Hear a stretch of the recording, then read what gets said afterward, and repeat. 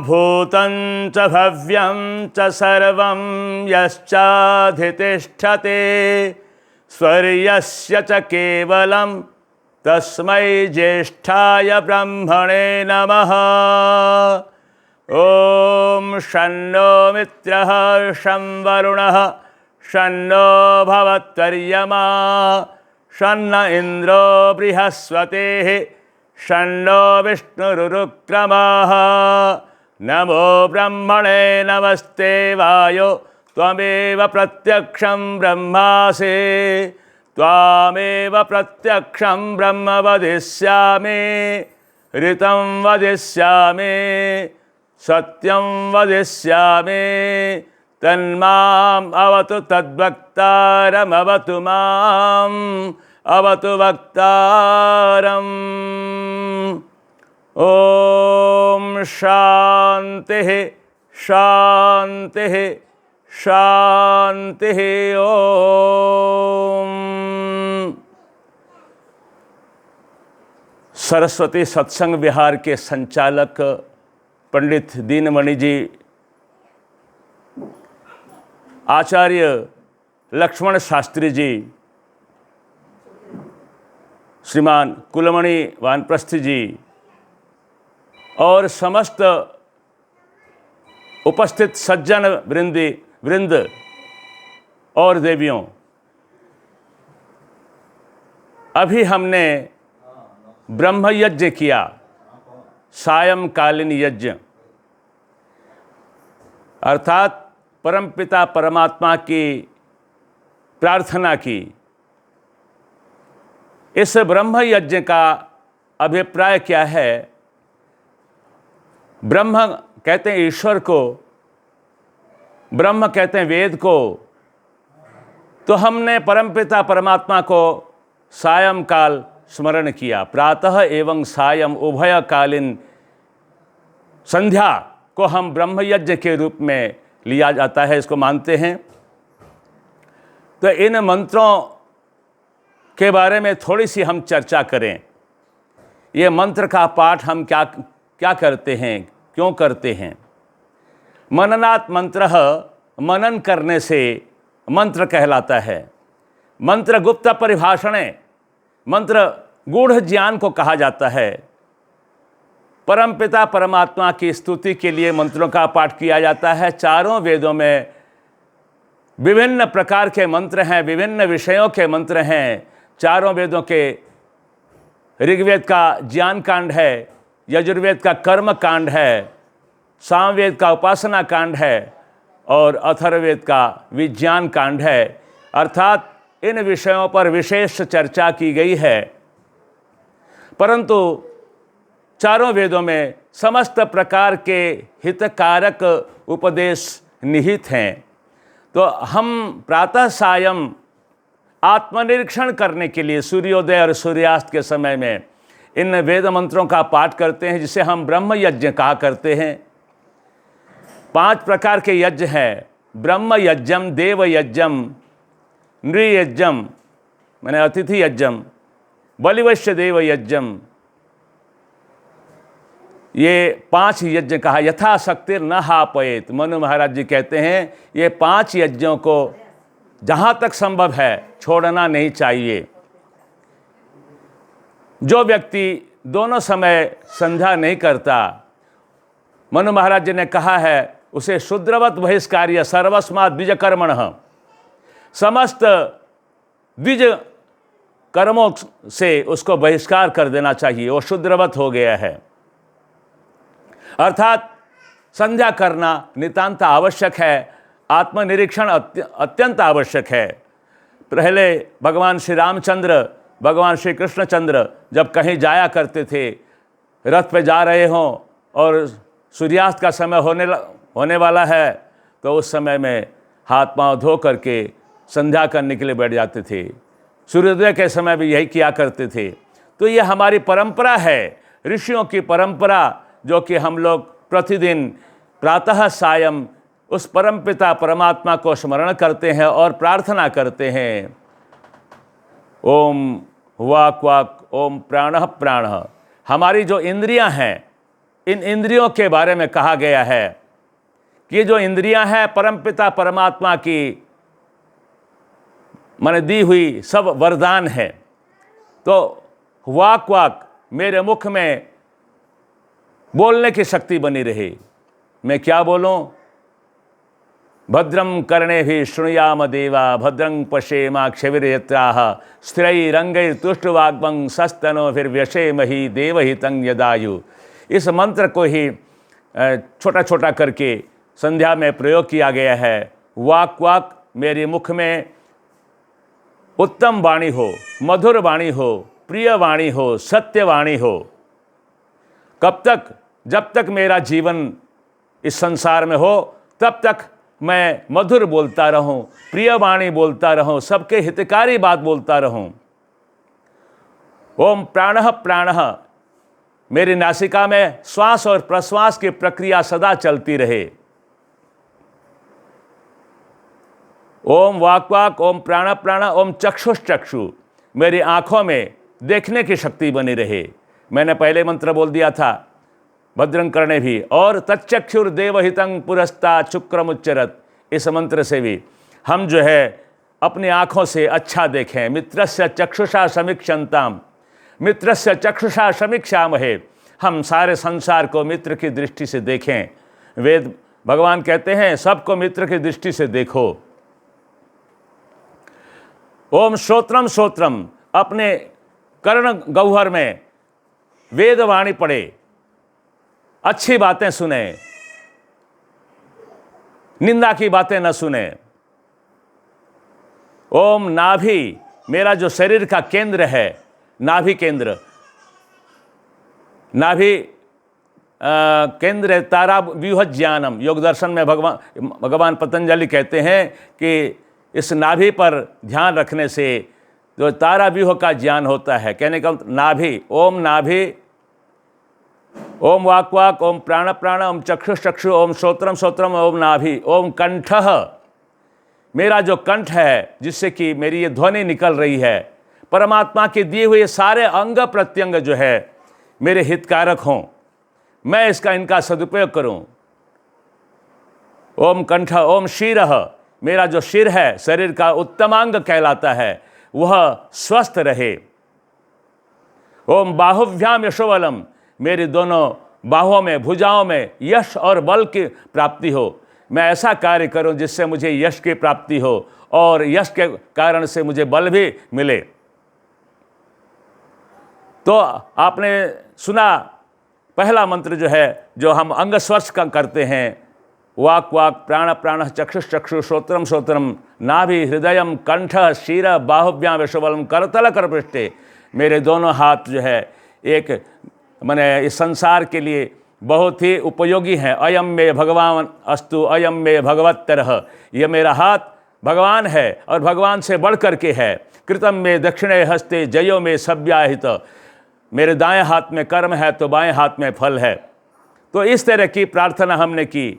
मनसा कर परिक्रमा में हम लोग बारंबार करते हैं, ओम प्राची दिगग्निरधिपति रसितो रक्षितादित्याय शवः, तेभ्यो नमो अधिपतिभ्यो नमो रक्षितृभ्यो नमः, ईशुभ्यो नमः एभ्यो अस्तु, योस्मान द्वेष्टियम वयम द्विस्मस्तंभो जंभे दद्म। मुख्य बात है हम इस वाक्य को माने 6 बार दोहराते हैं। यो असमान द्वेष्टि, जो हमसे द्वेष करता है या हम जिससे द्वेष करते हैं, हे प्रभु आपके दरबार में हम अपना न्याय समर्पित कर देते हैं। अभिप्राय यह है, जो संध्या करने का अर्थ है आत्मनिरीक्षण, सेल्फ रियलाइजेशन। यह मंत्र हमें प्रेरित करता है प्रतिदिन कि हम जो है किसी से द्वेष न करें और हमसे कोई द्वेष न करे। जब हम मित्र की दृष्टि से सभी को देखेंगे तो हमसे द्वेष होने का कोई मतलब नहीं। अभयम मित्रात्, अभयम अमित्रात्, अभयम ज्ञातात्, अभयम परोक्षात्, अभयम नक्तम अभयम दिवान सर्वा आशा मम मित्रम भवन्तु, सभी दिशाओं में मेरे मित्र हों। तो ये सारी बातें वेदों की हम सब मानव मात्र को प्रेम से रहने के लिए कहते हैं। यह माने अन्यम अभिहर्यत जात वत्समिवाज्ञा, हे मनुष्यों तुम लोग एक दूसरे से ऐसा प्रेम करो जिससे कि जिस तरह की गौ सद्य प्रसूता गाय अपने बछड़े से प्यार किया करती है। तो हमें प्रतिदिन ये संध्या करनी चाहिए। सम्यक ध्यानम इति संध्या, संध्या माने सूर्योदय सूर्यास्त बेलायाम तस्य मध्यकाले यत् कार्यं क्रियते सा संध्या कथ्यते। जो सूर्योदय और सूर्यास्त के संधि बेला में जो कार्य किया जाता है, ईश्वर का चिंतन, आत्मचिंतन, उसी को संध्या कहते हैं। संधि बेला को भी संध्या कहते हैं और उस समय में किए जाने वाले कर्म को भी संध्या कहते हैं। तो अभी हम सब मैंने ऋग्वेद पारायण यज्ञ किए, ऋग्वेद पारायण यज्ञ के पश्चात जलपान किया, जलपान के पश्चात ये संध्या जो हमने की है, यह परमपिता परमात्मा को स्मरण करने का एक उत्तम माध्यम है। संध्या के पश्चात, संध्या से पहले सायंकाल यज्ञ किया जाता है। सूर्य के रहते हुए यज्ञ करना चाहिए, जो कि पंडित जी के यहाँ प्रतिदिन उभयकालीन अग्निहोत्र हुआ करता है। ऋग्वेद पारायण यज्ञ चल रहा है, आज हमने ऋग्वेद के मंत्रों का पाठ किया और सवेरे पहले संध्या की जाती है, फिर बाद में यज्ञ किया जाता है सूर्य के उपस्थिति में ही। तो ब्रह्म यज्ञ के पश्चात देव यज्ञ होता है। देवो हुत्वा देवान यजेत, देव बन करके हम देवों का यजन करें, हमारे अंदर दैवी शक्ति आए, दैवी भावना आए, तब जा कर के ईश्वर का स्मरण करना सार्थक होता है। हमारे अंदर उत्तम प्रेरणाएं हो, उत्तम भावनाएं हो, तो देव यज्ञ, देव माने परमात्मा, देव माने विद्वान, विद्वान सो वै देवा। तो ये यज्ञ का अर्थ होता है संगठन। तो ये संगठन का कार्य है। जितने भी उत्तम कर्म कहलाते हैं उनको यज्ञ कहा जाता है। यज्ञों वही श्रेष्ठतमम कर्म, और श्रेष्ठ कर्म जितने भी हैं वो सब यज्ञ हैं। जितने भी श्रेष्ठ कर्म हैं वो यज्ञ हैं, जो यज्ञ हैं वो सब श्रेष्ठ कर्म ही है, ये मान लीजिए, यही बात है। तो यज्ञ संगठन का प्रतीक है। आज संगठन विघटन में बदलता जा रहा है। अभी मैंने पहले मंत्र में भी कहा, संगच्छध्वम संवदध्वम संभो मनांसि जानताम देवा भागम यथा पूर्वे संजानाना उपासते। प्रेम से मिलकर चलो बोलो सभी ज्ञानी बनो, पूर्वजों के भांति तुम कर्तव्य के मानी बनो। वेद भगवान कहते हैं आपस में बड़े प्रेम से रहा करो। मैंने तुम्हारे लिए सृष्टि बनाई है, ये सृष्टि आनंददायक है, बशर्ते कि यदि तुम आपस में मिल करके रहो, प्रेम से रहो। तो ये संध्या करने का, यज्ञ करने का अभिप्राय यही है कि हम अपने जीवन को उत्तम बनाएं और दूसरों के भी जीवन को उत्तम बनाएं। मैं बहुत संक्षिप्त में बोल रहा हूं। और उसके पश्चात जिन माता पिता ने हमें जन्म दिया उनकी सेवा करना, उनका सत्कार करना, उनके आदेश का पालन करना। कोई घर में अतिथि आते हैं, सन्यासी आते हैं, विद्वान आते हैं, वानप्रस्थी आते हैं, ब्रह्मचारी आते हैं, उनकी सेवा करना अतिथि यज्ञ कहलाता है। और जो प्राणी जैसे गऊ है, कुत्ते हैं, भेड़ बकरी है, कौवा है, जितने भी प्राणी हैं, उन सब के प्रति भी हमारा कर्तव्य बनता है, हम उनको जो है अन्न आदि दें। तो इस प्रकार के ये संक्षिप्त में मैंने जो बताया, जो पंच यज्ञ के बारे में कहा गया, यथाशक्तिर पंच यज्ञम नहापहेत, पंच यज्ञ को नहीं छोड़ना चाहिए। मैं आप सबसे एक निवेदन करना चाहूँगा कि इस मैंने अपने जो अभी यहाँ कार्यक्रम हो रहा है सरस्वती विहार में, बहुत दिनों से करते आ रहे हैं पंडित दिनमणि जी, और अब आर्य समाज ये संबलपुर को संभाल लिया है अपने। और आप सबसे निवेदन है कि अधिक से अधिक संख्या में, आप लोग तो ऐसे भी 2,55,000 लोग जुड़ गए हैं, क्या इससे भी अधिक लग रहा है, तो उससे जुड़े हुए हैं आप सब। आप सबसे निवेदन है कि कम से कम इस कार्य को प्रोत्साहित करें। आप सब सब्सक्राइब अवश्य करें। आप सब मेरी बात को सुन रहे हैं, इसलिए मैं आपसे निवेदन करना चाहता हूं, इसमें आलस्य न करें। इससे क्या होता है, अच्छे कार्य को प्रोत्साहित करने से अच्छे कार्य बढ़ते हैं और बुरे कार्यों को प्रोत्साहित करते हैं तो बुरे कार्य बढ़ते हैं। जब हम ईश्वर की स्तुति, प्रार्थना, उपासना करते हैं, आप सब जो है देखते हैं और इतने सारे सदस्य हैं, लाइक करते हैं, तो कृपा करके आप लोग सब्सक्राइब किया करें। मेरा इस समय यहाँ बैठने का, कुछ कहने का यही अभिप्राय था, आपसे निवेदन करना था, क्योंकि आप सब सज्जन हैं, सज्जन लोग ही इसमें आ सकते हैं, दुर्जन लोग आ नहीं सकते। तुलसी ज्वर के वेग से भूख विदा हो जाए, वैसे पाप के वेग से हरिचर्चा न सुहाए। जो हरिचर्चा में, जो ईश्वर के चिंतन में बैठते हैं, जो स्वाध्याय सत्संग में बैठते हैं, वो अच्छे ही होते हैं। परमपिता परमात्मा ने आपको सद्बुद्धि प्रदान की है। आप इस कार्य में माने मनोयोग से देखा करते हैं और लाइक भी करते हैं, परंतु मैं समझता हूँ आप भूल जाया करते हैं, सब्सक्राइब नहीं करते। तो आप सबसे मेरा निवेदन है कि आप निश्चित रूप से सब्सक्राइब किया करें ऐसे कार्यों को। कहीं पर भी आपको अच्छा लगे, जो सबके कल्याण की बात की जाती हो, तो उस जगह पर सब्सक्राइब करना हमारा फर्ज बनता है, हमारा कर्तव्य बनता है। तो मैं इतना कहता हुआ अपनी वाणी को यहीं विराम देता हूँ। बहुत बहुत धन्यवाद।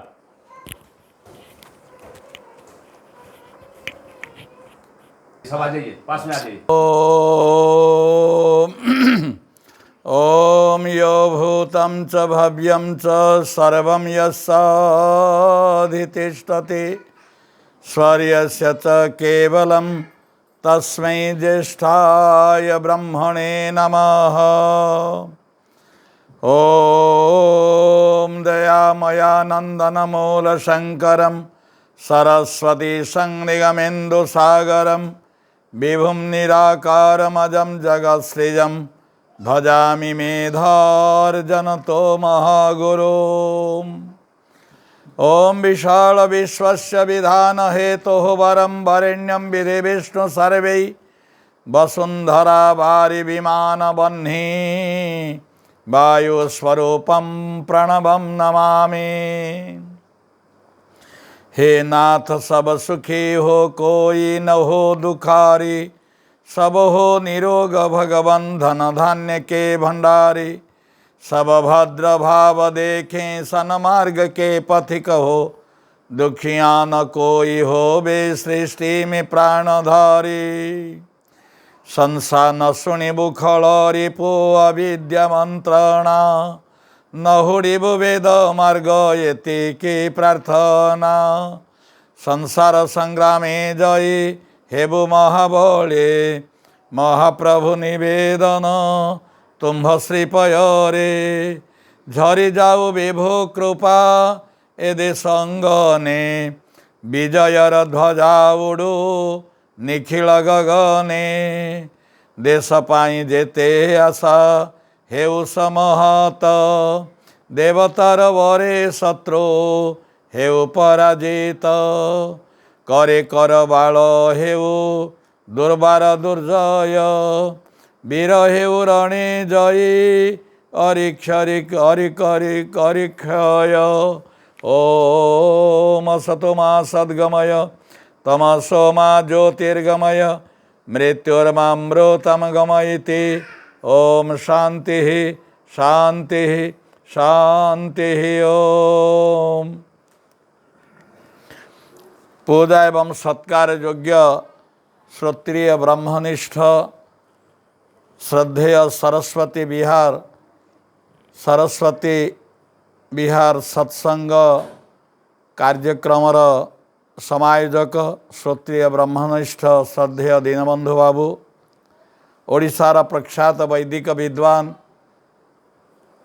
वैदिक काव्य कोणार्कर सुदक्ष बिंधाणी श्रद्धेय आचार्य कृष्णदेव जी शास्त्री, ब्रह्मपुर आर्य समाजरू आसीथिबा श्रद्धेय वानप्रस्थी कुलमणि बाबू, उपस्थित समस्त वेद प्रेमी धर्माभिलाषी पवित्रात्मा बंधुगण तथा ए अन्नपूर्णा क्षेत्र रे सत्संग विहार सरस्वती सत्संग कार्यक्रम रे अंशग्रहण करिथिबा अन्नपूर्णा स्वरूपिणी मातृशक्ति, शुभेच्छु युवा बंधुवर्ग एवं स्नेहर भाई और भौणी माने, बड़ हर्षर विषय आपणकर साप्ताहिक से शनिवार रे जो सत्संग कार्यक्रम हुए अचानक भाव उपस्थित हेबार सौभाग्य प्राप्त कली। आम जीवन रे एमिति गोटे गोटे अवसर आसी थाए जेते बेले आमे संसार भौतिकवाद को परिहार करी आध्यात्मिक चिंतन करने पाई मनोनिवेश करिथाउ। एमिति गोटे अचानक अवसर रे मुझे सत्संग विहार रे अंश ग्रहण करी आपण मान सामने गोटे छोटियाटे कथाटे कहवाई चाहूँगी। महर्षि मनु लिखिंट मनुष्य जीवन को सफल करने को हेले आमे पापरु दूरे रहिबा आवश्यक एवं पुण्यकर्म यथाशक्ति पालन करने आचरण करने यथासंभव प्रयास करने आवश्यक। एमिति अवस्था महर्षि मनु दुईटी कथा कहिसंती पाप एवं पुण्य। संसार रे महापाप महापुण्यर से सुंदर विश्लेषण करिसंती। मनुष्य जीवनर सर्वश्रेष्ठ लक्ष्य को प्राप्त करने को हेले आमर ऋषि महर्षि माने कहिसंती संसार दीर्घ रोग से सुविचार महोषधीन। संसार होची गोटे दीर्घ रोग एवं से रोगर मुक्त होई आरोग्यपूर्वक जीवन यापन करने को हेले उत्तम विचार होची उत्तम आमर खाद्य जहाँ को जीवन रे प्रत्येक मुहूर्त रे आहरण करने आवश्यक। मनुष्यर जीवनर लक्ष्य को जेतेबेले आमे बुझीजिबा अंततः पक्षरे ए संसार भोग प्रवृत्ति निवृत्ति होई आमे निश्चित रूप से अध्यात्म मार्ग रे जीवन यापन करिया पाई बाध्य हो जिबा अथवा प्रेरित हो जिबा। महर्षि मनु जो महापाप और महापुण्यर कथा कहिसंती मुता विषय पदे कहबी। महापुण्य महापाप कौन? ब्रह्म हत्या सुरापानम चौर्यम गौरवांगनांगम महांति पातकान्या ही संसर्ग चापित सह। महर्षि मनु कहले मनुष्य जीवन अत्यंत दुर्लभ जीवन अटे। अनेक जन्म जन्मांतर पुण्य कर्मर प्रभाव रे मते आपण मानक मनुष्य जन्म मिली। जदि पुराण साहित्य अनुसार जदि विश्लेषण करा जाए तेबे 83,69,999 प्राणी परे मनुष्य जन्मर सृष्टि बा आम समस्त ये मानव जोनि 84 लाख जोनिर माने शीर्ष स्थान रे प्राप्त होती। अतएव जेतेबेले महत्व बा शीर्ष स्थान रे प्राप्त होता गोटे प्राणी तार कर्म मध्य अत्यंत शीर्षस्थ बा उच्च कोटीर हेबा दरकार। उच्च कोटीर ज्ञान प्राप्त उच्च कोटीर कर्म पाई आम उच्च कोटीर ज्ञान दरकार।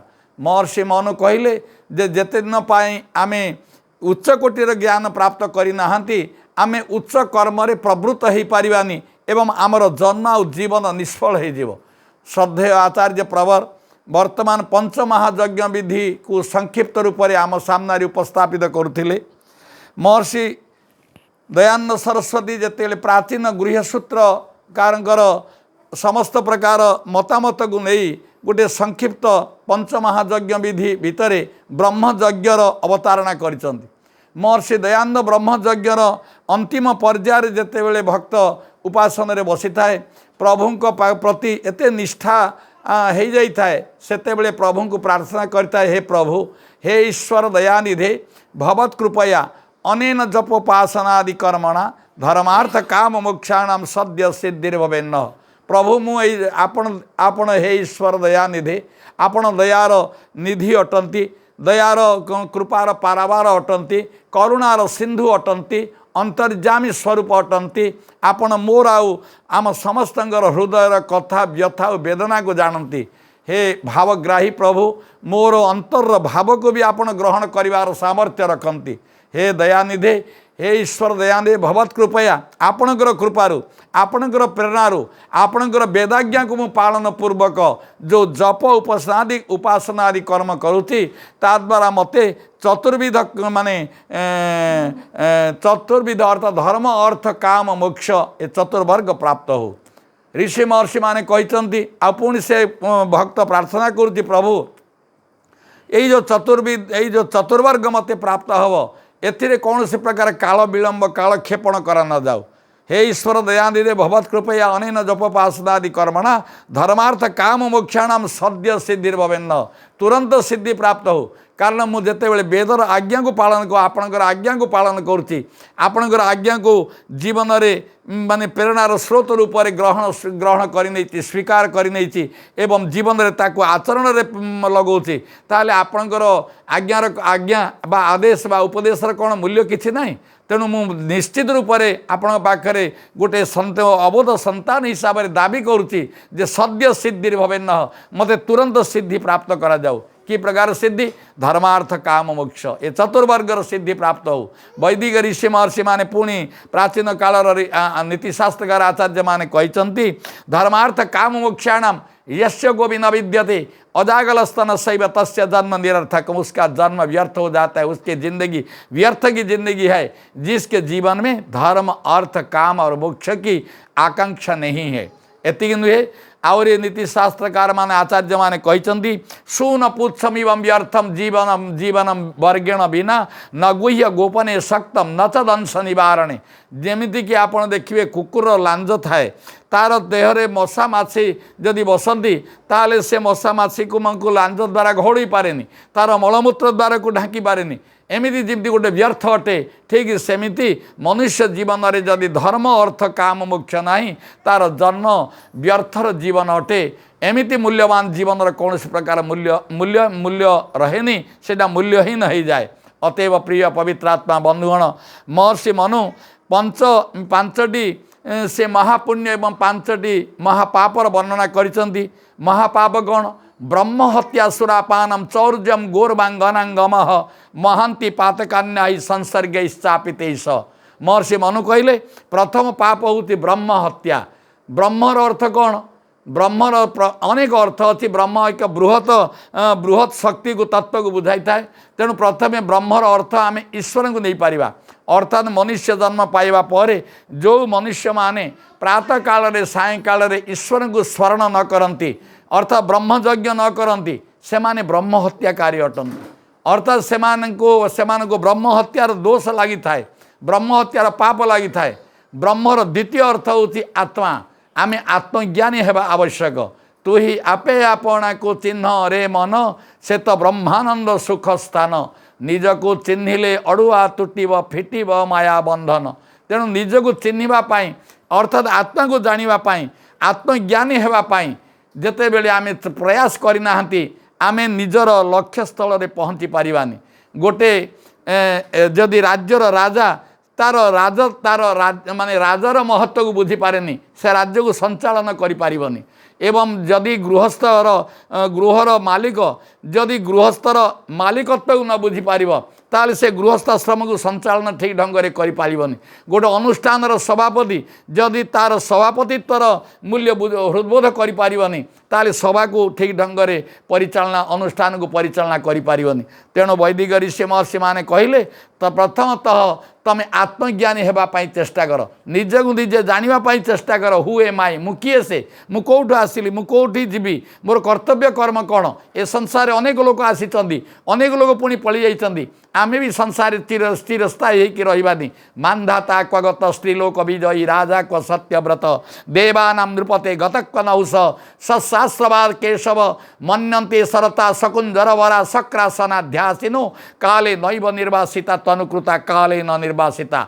ए संसार भितरे जेतेबेले प्राचीन काल रे आमर आर्य मानकर साम्राज्य थिला सेतेबेले ए देश रे मौस नहुष जजाति सजाति अक्षसेन अवरेन्दु शशबिंदु इक्ष्वाकु इत्यादि बड़ बड़ राजा माने चक्रवर्ती सम्राट माने थिले। आज से सम्राट माने नाहंती। तेणु कहबार तात्पर्य होची आमे भी सबुदिन पाई रहिबानी किंतु आमे जदि निजर महत्व को निजर आत्मार मूल्य को बुझी पारिबा ताले भविष्यत रे से मूल्य को आमे निज जीवन रे आहरण करिबा एवं आमे संपूर्ण मूल्यवान हो पारिबा। देखंतु गोटे कथा आमर नीतिशास्त्रकार आचार्य माने कहते जेतेबेले आपण देखिथिए गजर अर्थात हाथीर मुंडर मुक्ता बाहरे किंतु सबु हाथीर मुंडर मुक्ता बाहरिबनी। जंगल रे चंदन गछ थाए किंतु सबु पहाड़ पर्वत जंगल रे आपन को माने चंदन गछ मिलबन ठीक सेमि खनिज संपद हिसाब से हीरा नीला मोती माणिक्य थाए किंतु सबु माने सबु पहाड़ पर्वत को जदि खनि खादान को खोला जीव ताले सहीठी आपण मणिमुक्ता इत्यादि पाई पारिबेनी आउ नहीं सर्वत्र साधव नहीं सर्वत्र चंदनम न बने बने वैदिक ऋषि कहले साधु संत महात्मा ज्ञानी लोक माने आत्मज्ञानी लोक माने सर्वत्र न थांती तेणु आपण वेशभूषा देखी साधु संत को चिन्ह पारे आचरणशील व्यक्ति ही संसारी पवित्र अटंती वेद कहती आचारहीनम न पुनंती वेदा तेणु जीवन में आम आचरणशील होगा आवश्यक तेबे प्रथम कथा है ब्रह्म हत्यार प्रथम अर्थ होची आम प्रातः काल रे साय काल रे ईश्वर को स्मरण करवा तांको कृतज्ञता जनइबा प्रभु आम पाई कौन न करिसंती एते उच्चकोटीर मानव जन्म देवा संगे संगे आम पाई सर्वत्र संसार रे भोगर पसरा भोगर सामग्री खोली देइचंती महर्षि पतंजलि योगशास्त्र गोटे सुंदर कथाटे लिखिं से कहते पृथ्वी रे ए जीवगण को बा मानव समाज को जिते बड़े प्रभु सृष्टि कले ए जीव जगत को जिते बड़े संसार रे छाड़देले तार उद्देश्य कौन थिला कौन कहीं संसार रे मनुष्य को नाना प्रकार पाप पुण्य करने प्रेरित करुँच अथवा से तार संस्कार वशत करुच्ची अथवा पाप पुण्यर फल भोग करुच्ची तार कारण कौन सेतेबेले बड़ सुंदर उत्तरटी महर्षि पतंजलि दौरान जोग ध्यान रे बसी समाधि ज्ञान प्राप्त करथिबा महर्षि पतंजलि कहते ए सृष्टि उत्पत्ति हेबार एवं जीवगण को ए दुनिया रे बा ए संसार रे जन्म देवार तात्पर्य होउछि कौन ना भोगार्थम भोगा आज्ञा नहीं भोगार्थम भोग दृश्य भोगार्थम दृश्यम अर्थात ये संसारटा भोग और अपवर्ग पाई अर्थात ये संसार प्राणी माने समस्त प्रकार भोग घरंतु ये संसार सकल प्रकार इंद्रियजन्य जिते प्रकार सुख अच्छी ताको माने जीवगण भोग करंतु एवं ता सहित भोगापवर्गार्थम दृश्यम ये अनंत सृष्टि भोग और अपवर्ग निमित्त ही सृष्टि होती अतएव आम जीवन में भोग करवा आ ता सहित अपवर्ग अर्थात मोक्ष पथर यात्री हेबा जदि यहाँ न हो पारुछि ताले आमर जन्मर कौन प्रकार मूल्य रहिबनी प्रिय पवित्रात्मा बंधुगण ब्रह्मर तृतीय अर्थ होची जे आम घरे घरे प्रथम अर्थ है प्रातः काल साय काल आप ईश्वर को कृतज्ञता जनइबे एवं स्मरण करेंगे द्वितीय आत्मज्ञानी हेबे निज को जानापी चेष्टा करेंगे एवं निज को प्रस्तुत करेंगे जे मनुष्य जन्म को मुझे केमी सफल करी से आपण वेदर आश्रय ने ज्ञानी लोक मान आश्रय ने ज्ञानर आश्रय ने निजर जीवन को स्वाध्यायर भट्टी बा त्याग तपस्यार भट्टी आपण लगेदेवे एवं आपण निर्मल माने चकचक होता सुवर्ण परी आपण बाहर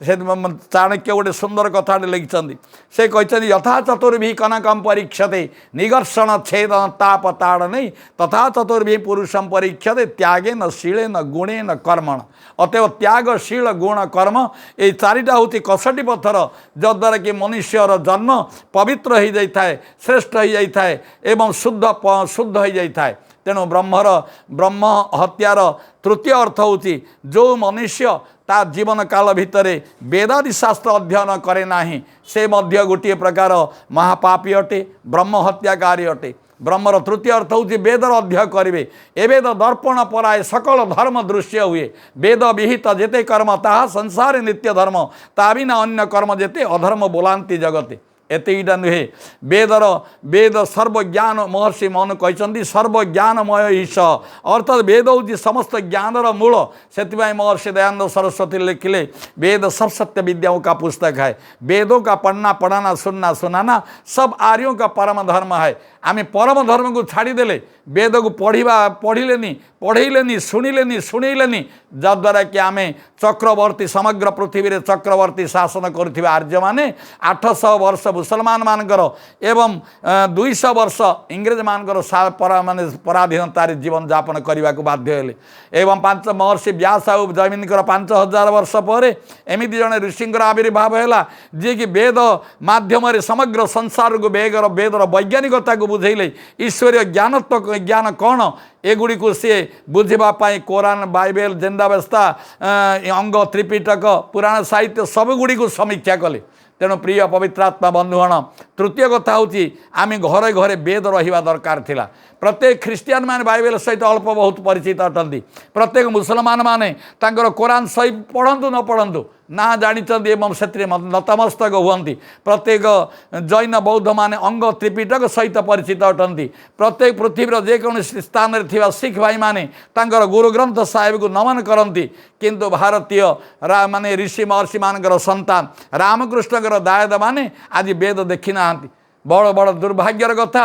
से महर्षि दयानंद मन में बड़ क्षोभ सृष्टि है एवं से कहले एत बड़ आर्य जाति जी समग्र संसार रे आधिपत्य विस्तार करथिला जार वैदिक ऐश्वर्य चिंताधारा समग्र विश्व रे व्याप्त होता। जितेबले राजस्व यज्ञ करथिले युधिष्ठिर महाराज सेतेबले आपण देखिबे चीन रो भगदत्ता आसतिला, ईरान रो शल्य आसतिला, रूस रो बब्रुवाहन आसतिला, आउ अमेरिका रो बेलाल सेना आसतिला। एमिति बहुत बड़ बड़ राजा महाराजा माने सेतेबले यांकर आज्ञा पालन करथिले एवं यांकर आज्ञा माने समग्र 10 दिगरे व्याप्त हो जाउथिला।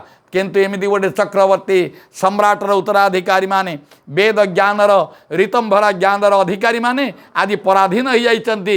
7 दरिया पारी इंग्रेज मानकर आउ ये क्रूर नृशंस मुसलमान मानकर मांसासी मांसभक्षी मुसलमान व्यभिचारी मुसलमान या देखि तांग मन रे हृदय कोह है। ए जाति केमिति से परिवर्तन करेंगे केमिति ढंग से उपयुक्त ज्ञान बोध करेंगे से सत्यार्थ प्रकाश श्री वेदादि भाष्य भूमिका सहित वेद शास्त्र व्याख्या कले एवं समग्र संसार बुद्धिजीवी महल रे एक प्रकार चहल सृष्टि करदेले।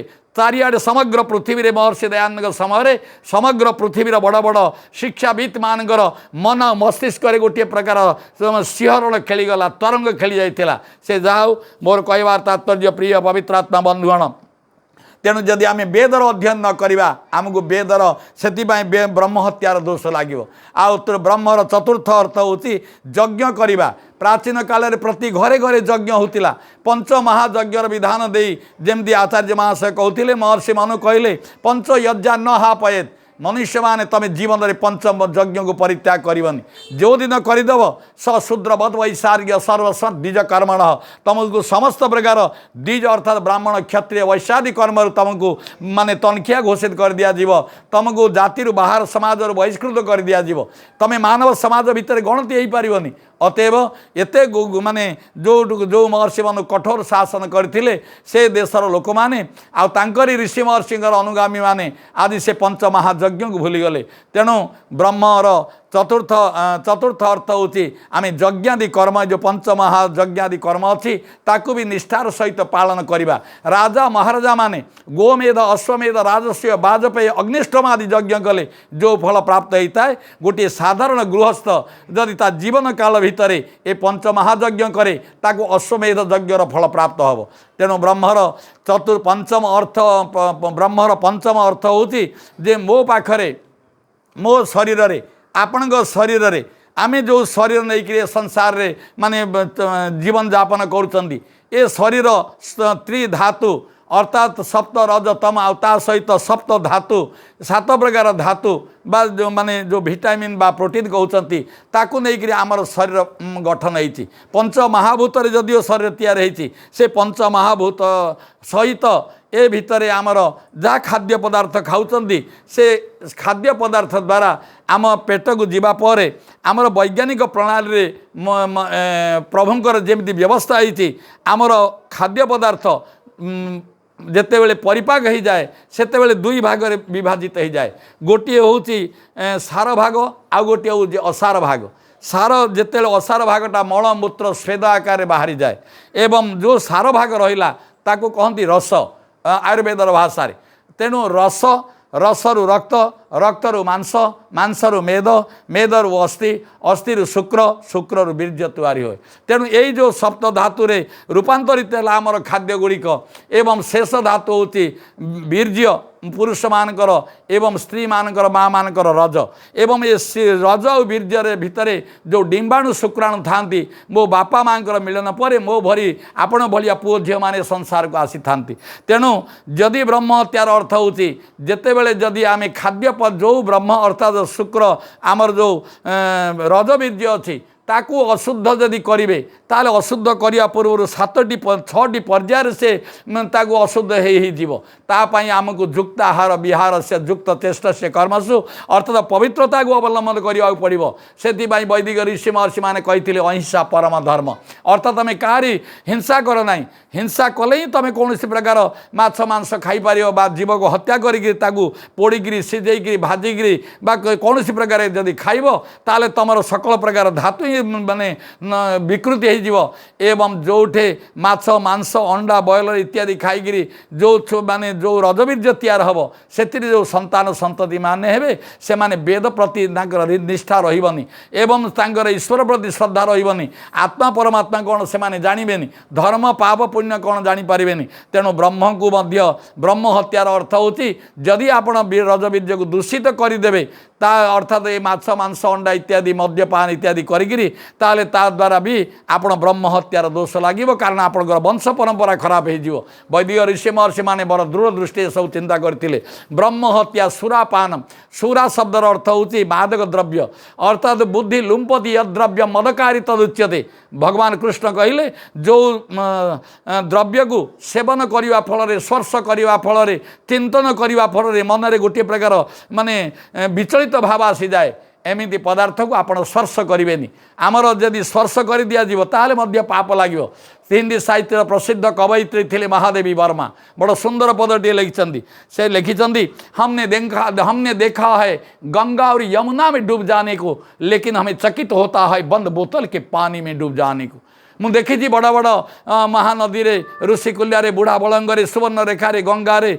एमती जदि बन्या आसला उपर मुंडरू प्रबल पानी आसला झड़ तोफान है तल देशर घर द्वार गाई गोरु छेली मेंढी घर जमी बाड़ी सब भासिकी पलैज एथे किसी आश्चर्य कथा नुहे से कहते लेकिन हमें चकित होता है बंद बोतल के पानी में डूब जाने को अर्थात बड़ बड़ पॉलिथिन पुड़िया कहतु बा जो बोतल कहतु ए भितर बड़ बड़ गौंतिया माने बुड़ी जाइछन्ति हजार हजार एकड़ जमी बुड़ी जाइछि मार मंगल सूत्र नाकर दंडी कानर गुणा नाकर गुणा एगुड़िक मध्य बुड़ी जाइछि अर्थात एमती ये मादक द्रव्य बहुत दूर रहा धरब तेणु वैदिक ऋषि कहले यहाँ भी गोटे महापाप अटे आयुर्वेद लिखाई मनु संहिता भी लिखिं प्राचीन काल में आसव अरिष्ट जो मादक द्रव्य थिला मद्य थिला मृत संजीवनी सुरा आदि एगुड़ी केवल वैद्य मैंने जानूले ताकू चिकित्सा क्षेत्र में प्रयोग करते आज आप जुआड़े जी देखिए जोटे कलभट्टे देखिए शंखटे देखिए रास्ता कड़े कौन ब्रिज देखिए से खाली भंगा बोतल मान पड़ी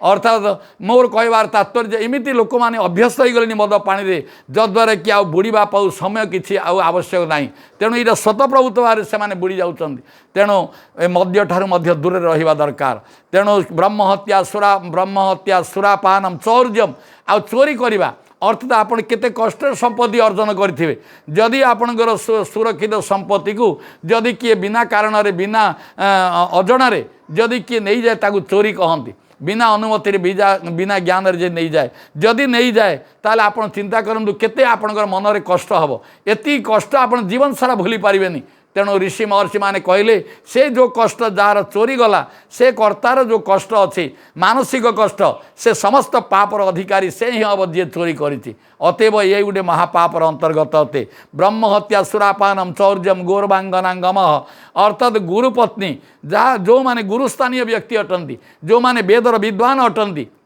जो आम भागवत बड़ा सुंदर कथाटे लिखाई एणु ए संसार मध्य जे द्विज थांति वेद साध्ये तात हूँ आन किछि नाही जेणु से अटे विष्णु देही ताहार मंगल चरण त्रिलोक निस्तार कारण अतएव वेदर विद्वान मानू घृणा करवा उपेक्षा करवा डरइबा धमकेबा एगुड़िक भी माने ब्रह्महत्यार अंतर्गत अटे ब्रह्महत्या सुरापानम चौर्यम गौरवांगनांगम महांती पातकान्या आउ गुरुपत्नी को गुरु कन्या को जदि कौन प्रकार अश्लील दृष्टि कौन व्यक्ति देखे ताले ब्रह्महत्यार पाप लगी थाए से जाओ आउ पदे कहीदे महापाप एगुड़िक अटे महापुण्य कौन महापुण्य विषय बड़ सुंदर ढंग विश्लेषण कर महर्षि मनु से कहले हे मानव समाज तुम ध्यान दे देख तुम जीवन में तुम यथासंभव इष्ट आउ पूर्त आम जिते यज्ञ कर गोटे मंत्र पाठ कर उद्बुद्ध स्वाग्ने प्रति जागृहित तम इष्ट पूर्ते संसदे थामयंच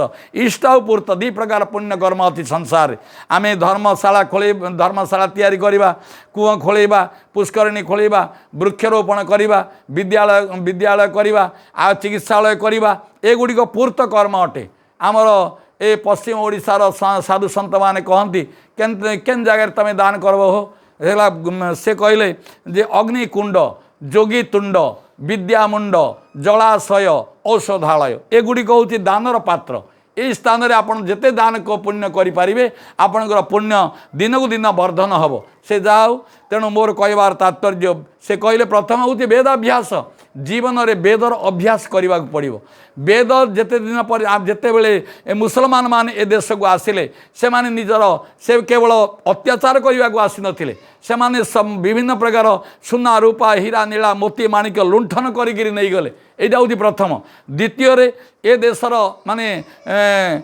सती साध्वी स्त्री भौणी मान सहित व्यभिचार कले तृतीय निजर धर्म को जबरदस्त भाव में ये लदी देकर आमको पलैले गोटे हाथ में तलवार गोटे हाथ में कुरान धरी कहले या तो कुरान को स्वीकार कर लो खुदा को मान लो या तो तुम्हें घर से धर से सिर अलग कर दिया जाएगा तुमको हत्या कर दिया जीव आ हत्या कर भी देले तेणु कहबार तात्पर्य तेणु तार अर्थ है से निजर धर्म से तो धर्म नुहे किंतु मत पंथ संप्रदाय कहतु से गुड़ से जबरदस्त आणिक आम भितर लदीदेले इंग्रेज मैंने 200 वर्ष शासन कले से भी मुख्य उद्देश्य था if you want to destroy nation destroy its history and the nation of perish its on एकड़ तुम जदि कौन जाति को ध्वंस करने को चाह से जातिर इतिहास को डेस्ट्रॉय इट्स हिस्ट्री तार इतिहास को नष्ट कर दियो इतिहास को विकृत कर दियो जद्वारा से जाति तार पूर्वपुरुषर माने गौरव को बुझी पारिबनी एवं से आपणकर हलिया मूलिया चाकर नौकर दलित पतित निष्पेषित होकर प्रजा भाव में जीवन यापन कर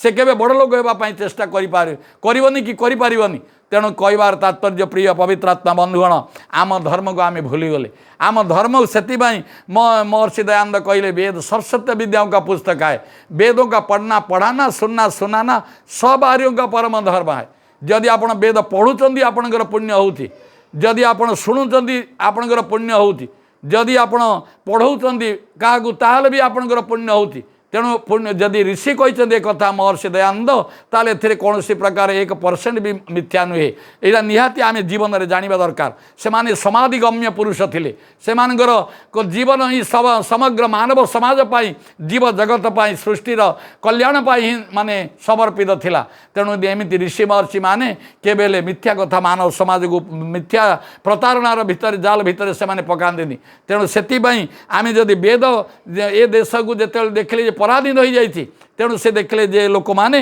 वेद पढ़ंतु वेद आड़ को अग्रसर हुंतु बैक टू वेदात तमें वेद आड़ को प्रत्यावर्तन हुआ वेद हूँ ईश्वरीय ज्ञान ए ईश्वरीय ज्ञान को तुम जदि जानब पढ़ शुणव तुम जीवन भितर निश्चय रूप से परिवर्तन आसो तुम आर्य व ईश्वर पुत्र तुम समस्ते ईश्वर पुत्र अट आउ तुम ईश्वर पुत्र को भूलिकी किए कहला तुम महादेवर पुओ किए कही तुम सबलेश्वर पुओ किए कौची तुम अमुक बापार पुओ ये जिते आम लौकिक संसार अंधविश्वास परंपरा भितर पड़गले आम आमर निजर अस्तित्व को भूलीगले तेणु प्रथम कथा हूँ वेदाभ्यास द्वितीय तपोनित्यम वेदाभ्यास तपोनित्यम इंद्रियाणाम च संयम आत्मचिंता गुरु सेवा वेदर अभ्यास कर वेद तप तप शब्दर अर्थ हूँ द्वंद्व सहनम तप महर्षि पतंजलि लिखिले सुख दुख हानि लाभ जय पराजय मान अपमान एगुड़ी को समत्व अवस्था जीवन यापन कर नाम हूँ तप बा जोग भगवान कृष्ण या जोग ना देते महर्षि पतंजलि तप शब्द संबोधन करते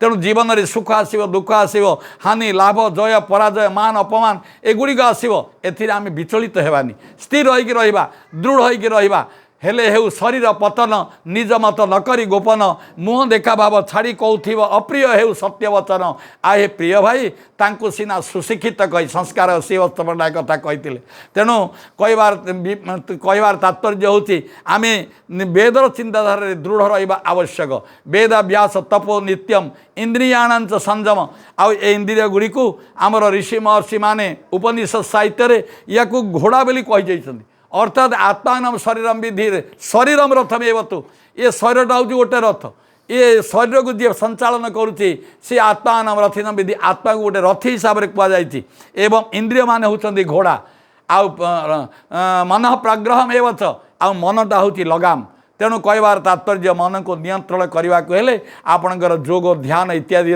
आश्रय देवाक पड़ो नहले इंद्रिय मान चंचल अटंती चंचल भगवान कृष्ण अर्जुन को कहले बाबूरे तो मन को स्थिर कर एकाग्र कर से कहले केमती हम आज्ञा चंचल विमान कृष्ण प्रमाथि बलवा दृढ़ तस्याहम निग्रह मन्ये सद वायुरेव सुदुष्करम यहाँ वायु भाया पवन को जमी हाथ मुठारे अटकई हेनी ये मन को केमती मुझे स्थिर करी से भगवान कृष्ण कहले अभ्यासेन तु वैराग्य अभ्यासेन तु कंतेय वैराग्येन तु सिद्ध्यते महर्षि पतंजलि लिखिं अभ्यास वैराग्याभ्याम तन्निरोध अभ्यास एवं वैराग्य आमर दिनवाणी बाबूंकर अभाव असुविधा किसी ना नथिला मध्य एबे भी नाही किंतु ए जोगयुक्त जीवन यापन करिवार उद्देश्य होची जे मनुष्य जीवनर आम केतेटा पावछ अतिक्रम कर सारे आउ किछि न परे संसार उभान हो जावा मु मरीगले ए संसारटा बंद हो जीवनी अथवा धर्म प्रचारटा बंद हो जीवनी अथवा धर्मर अधर्मर प्रचार बंद हेबनी किंतु कथा होची कौन मोर